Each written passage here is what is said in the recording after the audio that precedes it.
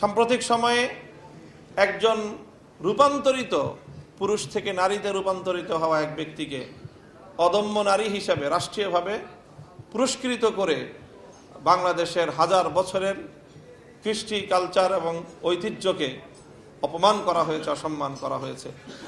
সেখান থেকে কিছুটা চিন্তার ভাঁজ আমাদের কপালে পড়ছে। সেটা হলো আন্তর্জাতিকভাবে এলজিবিটির যে ষড়যন্ত্র, সেই ষড়যন্ত্র কোনোভাবে বাংলাদেশে বাস্তবায়িত হওয়ার কোনো পথ যেন খুঁজে না পায়।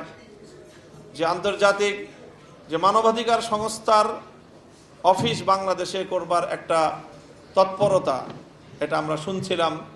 কেন যেন মনে হচ্ছে যে ইতিমধ্যে এর মধ্য দিয়ে সেই তৎপরতা বাংলাদেশে বাস্তবায়িত হওয়ার কোনো পথ তৈরি হচ্ছে কিনা।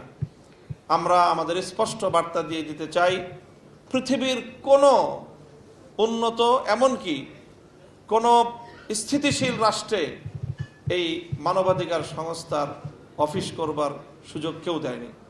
স্বয়ং আমেরিকাও দেয়নি, ভারতও দেয়নি।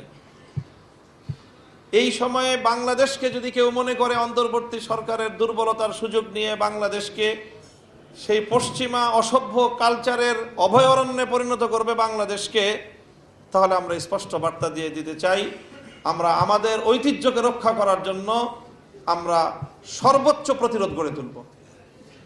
কাজেই বাংলাদেশে এই জাতীয় কোনো কার্যকলাপ যেন অন্তর্বর্তীকালীন সরকারের দুর্বলতার সুযোগ নিয়ে সরকারের ভিতরে ঘাপটি মেরে বসে থাকা বাংলাদেশ বিরোধী কোনো পক্ষ, বাংলাদেশের ইতিহাস ঐতিহ্য বিরোধী কোনো শক্তি, কোনো অপশক্তি যেন এই ধরনের কোনো কার্যকলাপ পরিচালনার সুযোগ না পায়, আমরা স্পষ্ট সতর্ক বার্তা উচ্চারণ করছি।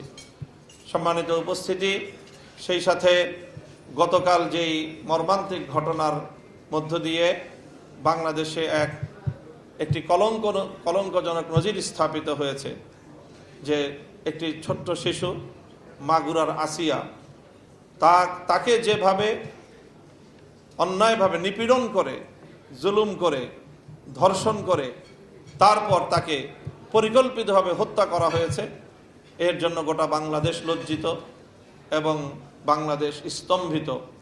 সরকারের পক্ষ থেকে যেই প্রতিশ্রুতি ব্যক্ত করা হয়েছে, অনতিবিলম্বে এই অপরাধের প্রকৃত দোষীদেরকে আইনের মাধ্যমে তাদের সর্বোচ্চ শাস্তির ব্যবস্থা নিশ্চিত করতে হবে। সেই সাথে আমরা স্পষ্ট ভাষায় বলতে চাই, এখানে আইনের অনেক ফাঁকফোকর রয়েছে। অনেক গুরুতর অপরাধকে লঘু অপরাধের সাথে একাকার করে এই সকল জায়গাগুলোতে অনেক ধরনের ফাঁকফোকর তৈরি করা হয়েছে। ম্যারিটারিয়াল রেপ নামে, বৈবাহিক ধর্ষণ নামে এক ধরনের বিষয়কে একই সঙ্গে গুলিয়ে ফেলে ধর্ষণ সহ এই জাতীয় জঘন্যতর অপরাধগুলোকে হালকা এবং এগুলোকে স্বাভাবিক অপরাধ হিসাবে চিহ্নিত করার একটি প্রবণতা প্রচলিত আইনের এই ধারাগুলোর মধ্যে আমরা দেখতে পাই। কাজে এই জাতীয় বিষয়গুলোকে নতুনভাবে পুনর্মূল্যায়ন করে ধর্ষণ সহ নারী নিপীড়নের এবং নারী নির্যাতনের প্রকৃত যেই অপরাধ, সেই অপরাধকে চিহ্নিত করে তার যথাযথ শাস্তির ব্যবস্থা করতে হবে। সেই সাথে ধর্ষণের পাশাপাশি জেনা এবং ব্যভিচার, যেই ব্যভিচার ইসলাম যার বিরুদ্ধে অত্যন্ত কঠোর পদক্ষেপ নিয়েছে, এখানে শুধুমাত্র যারা এই জাতীয় অপরাধের সাথে সংশ্লিষ্ট হবে, ইচ্ছাপূর্বকভাবেও যদি জেনা ব্যভিচারের মধ্যে যারা সংশ্লিষ্ট হয়, সেই জাতীয় প্রবণতাকেও কোনোভাবেই প্রশ্রয় দেওয়ার সুযোগ এটা থাকা উচিত নয় আমরা মনে করি।